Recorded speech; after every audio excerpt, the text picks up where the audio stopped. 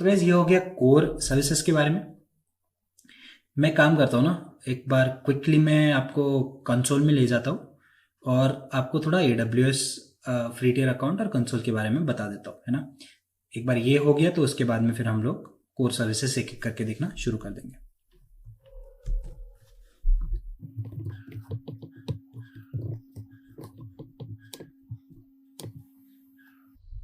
मेरे पास तो already account है, तो मैं डायरेक्ट कंसोल में साइन इन करना चाहूँगा।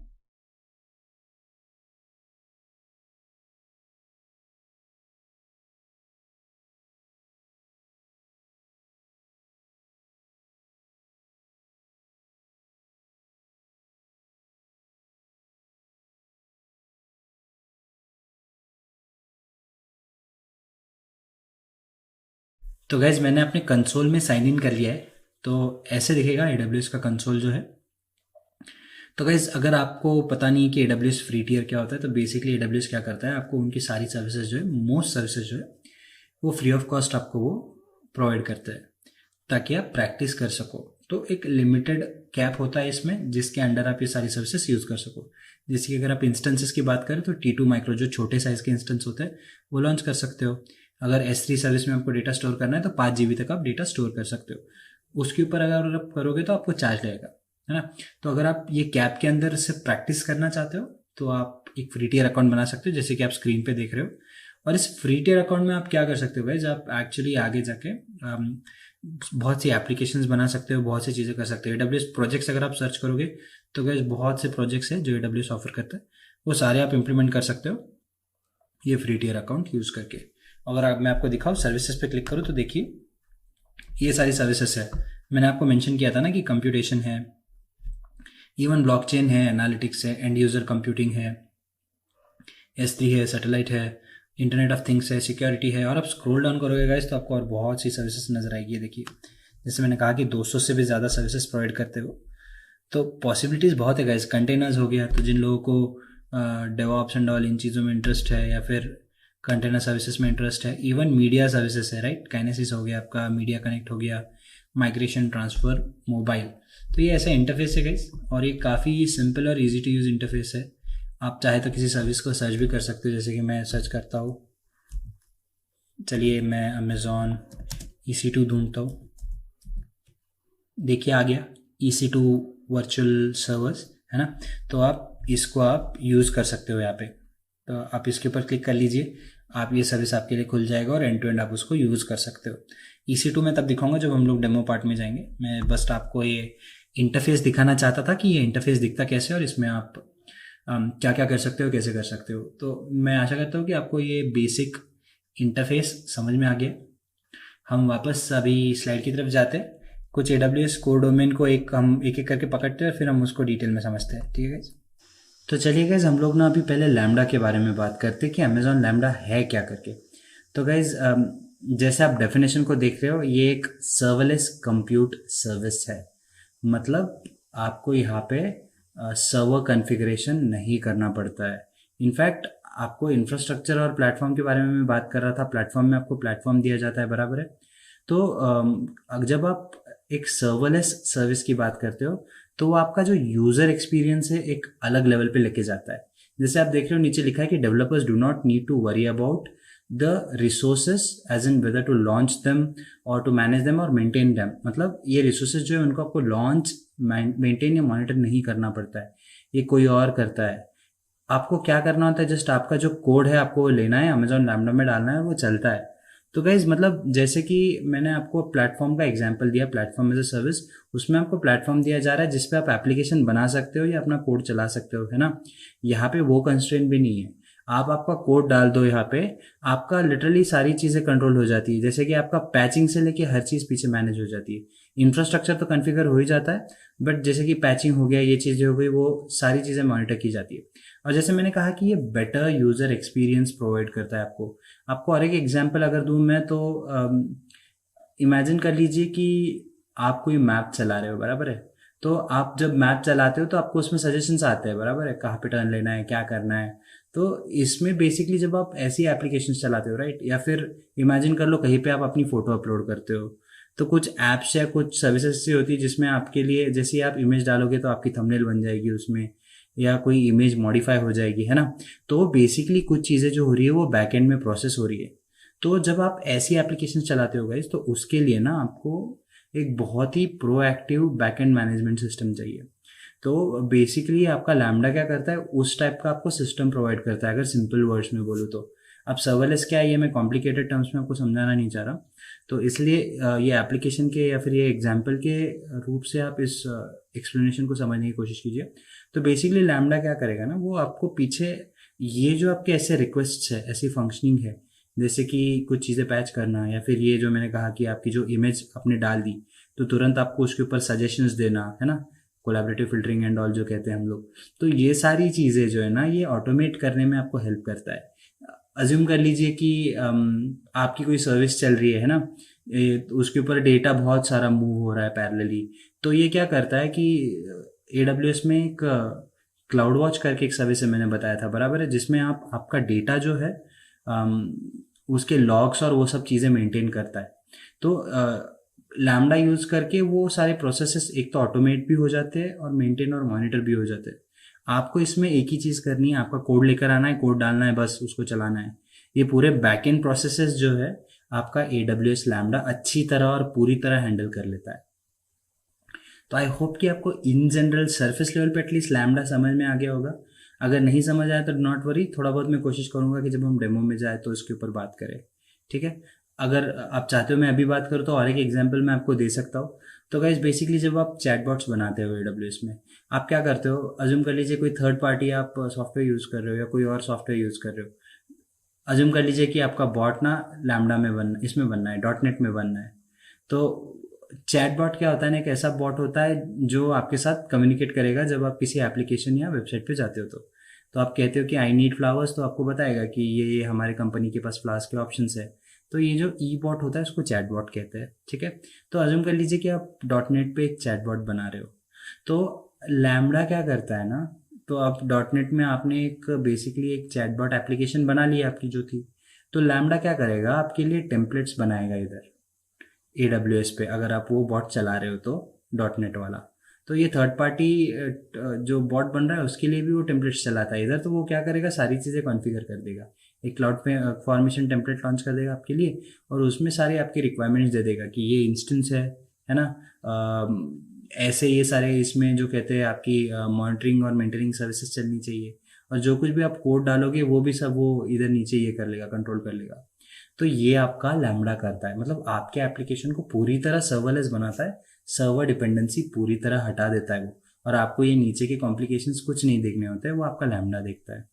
तो that is what AWS lambda is, एक नटशेल में अगर आपको देखना हो तो मैं आशा करता हूँ कि आपको लैम्डा थोड़ा बहुत समझ आ गया है। आगे बढ़ते हैं, बाकी कंप्यूटर सर्विसेज देखते हैं जैसे मैंने कहा, और फिर हम लोग डेमो में जा पाएंगे आराम से। तो गाइज नेक्स्ट जो है हमारा वो है इलास्टिक लोड बैलेंसर। अब इलास्टिक लोड बैलेंसर, जैसे मैं आपको मतलब नाम आप सुन रहे हो तो उसको आपको थोड़ी बहुत आइडिया आ गई होगी कि इलास्टिक लोड बैलेंसर होता क्या है। तो बेसिकली जब मैं इलास्टिक लोड बैलेंसर कहता हूँ गाइज, तो वो क्या करता है ना, आपका जो लोड है, आपके इंस्टेंसेस पे जो लोड आ रहा है, आपके कंप्यूट सर्विसेज पे जो लोड आ रहा है, उनको वो डिस्ट्रीब्यूट करता है। अब क्या कॉजेस हो सकते हैं, ये आपके सो कॉल्ड आपके जो इंस्टेंसेस है, जो आपकी एप्लीकेशन है, उसके ऊपर लोड कैसे आ सकता है ना। तो कुछ एग्जांपल्स मैंने नोट डाउन किए, जैसे कि sudden spike in application traffic, बराबर है। ऐसा हो सकता है कि आपका एक इंस्टेंस है जिसके ऊपर कोई एप्लीकेशन चला रहा है और उस पर बहुत सारी ट्रैफिक आ गई, है ना। तो वो किसी एक सर्वर पे चल रहा होगा, तो उसके ऊपर बहुत सारा लोड आ गया, अब वो लोड हैंडल करने की कैपेसिटी में नहीं है। तो ये एक सिचुएशन है जिसमें आपको लोड बैलेंसर लगेगी। दूसरा है आपका एप्लीकेशन क्रैश हो जाता है किसी अननोन रीजन की वजह से, या फिर आपका इंस्टेंस ही है जो आपका कंप्यूट सर्विस है वही क्रैश हो जाता है। तो गाइस ऐसे सिचुएशन में आपके लोड बैलेंसर्स आपको काम में आता है। मुझे समझाने दीजिए कि लोड बैलेंसर एग्जैक्टली करता क्या है। तो जैसे मैंने कहा कि आपकी ट्रैफिक बढ़ सकती है, बराबर है। तो अज्यूम कर लीजिए कि एक नोड है, नोड ए, जहाँ पे आपका एक इंस्टेंस है जिसके ऊपर आपकी एप्लीकेशन होस्टेड है, जो एक सर्वर पे बेस्ड है ऑब्वियसली, है ना। अगर कोई भी इंस्टेंस होगा तो सर्वर के ऊपर ही बेस्ड होगा, किसी डेटा सेंटर के ऊपर, तो उसके ऊपर ट्रैफिक आए जा रही है कंटिन्यूस। अब इतनी ट्रैफिक आ गई कि वो हैंडल नहीं कर पा रहा है, बराबर है। तो इस सिचुएशन में या तो वो क्रैश करेगा, है ना, या फंक्शन करना बंद कर देगा। तो अब अज्यूम कर लीजिए कि आपके पास और भी सर्वर्स है जिसके ऊपर और भी सिमिलर इंस्टेंसेस है। तो अगर इसके ऊपर ट्रैफिक बहुत ज़्यादा होती है और मैं ट्रैफिक को उधर डिस्ट्रीब्यूट कर रहा हूँ, तो इसे कहते हैं लोड बैलेंसिंग। इनकेस अगर कोई इंस्टेंस क्रैश भी हो जाता है, अगर मेरे पास कोई बैकअप है डिजास्टर रिकवरी के लिए, तो वहाँ पे मैं मेरा लोड डिस्ट्रीब्यूट कर सकता हूँ। और सेम केस है जब इंस्टेंस क्रैश होता है तो गाइज जैसे मैंने कहा कि इसमें कुछ नहीं, हम लोग लोड डिस्ट्रीब्यूट करते हैं। और एक अगर मैं आपको एग्जांपल दूं तो अज्यूम कर लीजिए कि आपके पास एक थैली है बहुत बड़ी, या फिर एक बैग है जिसमें आप दूध के पैकेट डाल रहे हो, समझ लीजिए आप उसमें दूध के पैकेट भरे जा रहे हो, भरे जा रहे हो, भरे जा रहे हो। एक टाइम ऐसा आएगा कि वो बैग पूरी तरह भर जाएगा और आप उसमें कुछ डाल नहीं पाओगे। तो या तो आप वो बैग को खाली होने के लिए रुकोगे, तब तक आप पैकेट हाथ में पकड़े रहोगे, या फिर वो बैग फट जाएगा और जो आप डाल रहे हो वो नीचे गिर जाएगा। तो इसमें हम लोग क्या कर रहे हैं ना, अज्यूम कर लीजिए कि आपके साथ कोई और गया है शॉपिंग करने और एक से ज़्यादा बैग्स है आपके पास। तो आपने पहले 10 बैग डाला, आपने देखा कि यार अब बैठ नहीं रहा है इस बैग में, 10 दूध के पैकेट नहीं बैठ रहे, 10 मिल्क पैकेट्स नहीं बैठ रहे, मैं ये मिल्क का पैकेट लेता हूँ और मैं अब इसको इधर मूव करता हूँ दूसरे वाले बैग में। तो आपने 5 5 5 करके ऐसे 3 बैग्स में दूध के पैकेट मूव कर दिए। तो बेसिकली क्या हो रहा है, अब आपके तीनों बैग्स वो 5 5 पैकेट का लोड हैंडल भी कर पा रहे हैं और अभी भी उनमें कुछ और रखने के लिए रूम है। इसे कहते हैं लोड बैलेंसिंग। और इसमें एक टर्म है गाइज, इलास्टिक। इलास्टिक एक बहुत ही ज़रूरी टर्म है। इसका मतलब है आपका जो इंस्टेंस है वो इलास्टिक है नेचर में, या फिर आपका लोड बैलेंसर जो है वो इलास्टिक है नेचर में। मतलब उसके ऊपर और लोड डालोगे तो स्ट्रेच हो जाएगा, मतलब वो डिस्ट्रीब्यूट करेगा उस लोड को in short, but break down नहीं करेगा। तो लोड बैलेंसर्स आपका ये काम करते हैं। तो मैं आशा करता हूँ कि आपको लोड बैलेंसर्स क्या है ये समझ में आ गया है। तो चलिए आगे बढ़ते हैं, थोड़ा और समझते हैं लोड बैलेंसर्स के बारे में, है ना। तो ये डेफिनेशन है उसकी, अब सिनारियो तो हम समझ लिए। मैं कोशिश करता हूँ कि अभी ये जो टेक्सचुअल बुक में जो लिखा गया है उसको थोड़ा आपको एक्सप्लेन कर पाऊँ। अगर टेक्निकली या फिर बुक के हिसाब से जाना है तो इलास्टिक लोड बैलेंसर कुछ नहीं, एक लोड बैलेंसिंग सर्विस है जो AWS ऑफर करती है, जो आपको आपका लोड डिस्ट्रीब्यूट करने में हेल्प करती है। जो भी इनकमिंग लोड है उसको आप आपके टारगेट्स पे, या फिर अमेजॉन इंस्टेंसेस जो है, या फंक्शंस है आपके, या कंटेनर्स है जो आप यूज़ कर रहे हो, तो गाइज उन पे डिस्ट्रीब्यूट करते हैं। तो जैसे मैंने कहा कि आपका जो टारगेट है वो कुछ भी हो सकता है, या तो इंस्टेंस हो सकता है जिसके ऊपर आप लोड डिस्ट्रीब्यूट कर रहे हो, आपका लैम्बडा फंक्शन हो सकता है। लैम्बडा फंक्शन मैंने जैसे बताया, लैम्बडा क्या होता है, वो आपका सारा बैकएंड कोड हैंडल करता है, ये सारी चीज़ें कॉन्फ़िगर करता है। तो लैम्बडा फंक्शंस भी हो सकते हैं जो लोड बैलेंसिंग या ऑटो स्केलिंग के लिए यूज़ होते हैं, तो वहाँ पे भी आपका लोड डिस्ट्रीब्यूट कर सकता है। कंटेनर्स हो सकते हैं, कंटेनर्स के बारे में हम थोड़ा डेवऑप्स वाले पार्ट में समझेंगे, अभी मैं जाऊँगा नहीं उसके डिटेल में। तो कंटेनर कुछ नहीं, बेसिकली इसे एक बक्से की तरह सोचिए जिसके अंदर आप कोड डाल देते हो और इस बक्से को आप जहाँ ले जाके रख दो वहाँ वो चलने लग जाएगा, इसे कहते हैं कंटेनर।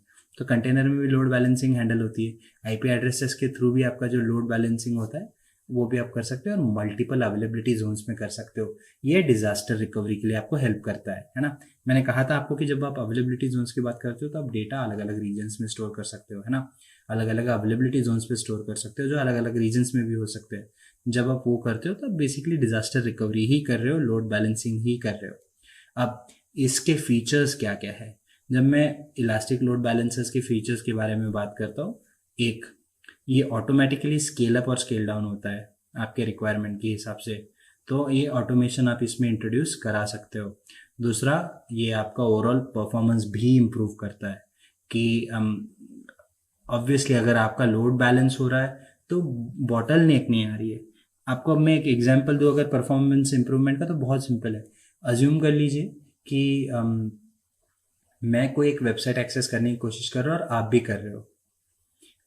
अपना स्ट्रीमिंग एग्जाम्पल ही ले लेते हैं हम लोग। अगर नेटफ्लिक्स की बात करें तो आप भी कोई एक शो देखने की कोशिश कर रहे हो और मैं भी, तो हम दोनों को लेटेंसी अगर नहीं है बिल्कुल उसमें, मतलब वो एप्लीकेशन हम दोनों को सीमलेस परफॉर्मेंस दे रही है, वो लोड बैलेंसिंग की वजह से भी होता है। अगर ज़्यादा लोड आ रहा है तो उसको तुरंत डिस्ट्रीब्यूट कर दो, कहीं पे भी लेटेंसी नहीं रहेगी, as simple as that. Availability increase करता है, फॉल्ट टॉलरेंस भी इंक्रीज करता है। जैसे हमने कहा कि अगर इंस्टेंस से एप्लीकेशन क्रैश होती है तो भी आपका लोड बैलेंसर आपकी मदद यहाँ पे कर सकता है। रेगुलर हेल्थ चेक्स होते हैं, और जैसे उन्होंने लिखा है ये जो हेल्थ चेक्स है वो आपके हेल्दी टारगेट्स को ही ट्रैफिक डिराइव करने में या फिर भेजने में हेल्प करता है कि ये इंस्टेंसेस हेल्दी है, यहाँ पे ट्रैफिक भेजो, ये क्रैश हो सकता है, यहाँ ट्रैफिक मत भेजो। तो इसकी वजह से वो ऑटोमेटिकली स्मार्ट भी हो जाता है। तो मैं आशा करता हूँ कि आपका भी इलास्टिक लोड बैलेंसर्स समझ में आ गए हैं गाइस। तो चलिए आगे बढ़ते हैं और ज़रा दूसरे सर्विस के बारे में भी बात करते हैं।